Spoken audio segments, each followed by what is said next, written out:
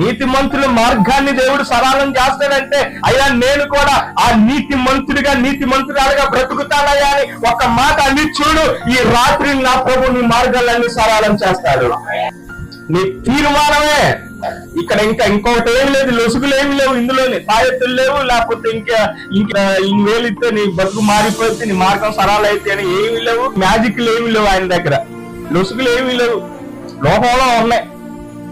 కలిసి రావట్లేదంటే కిటికీలు మార్పించే పద్ధతులు ఉన్నాయి, గుమ్మాలు మార్పించే పద్ధతులు ఉన్నాయి, తర్వాత బాత్రూమ్ మార్పించే పద్ధతులు ఉన్నాయి, బెడ్ అటేయమంటారు, కిచెన్ ఇటేయమంటారు, ఇవన్నీ ఉన్నాయి లోకంలో. కానీ వాక్యం దగ్గరకు వచ్చిన తర్వాత వన్స్ నువ్వు దేవుడు చెప్పిన పద్ధతులు నువ్వు నడవటం ఎప్పుడైతే నేర్చుకుంటావో, ఇంకా నువ్వు నష్టపోవటం ఉండదు, మార్చుకోవటాలు కూడా ఏముండవు. హల్లెలూయా.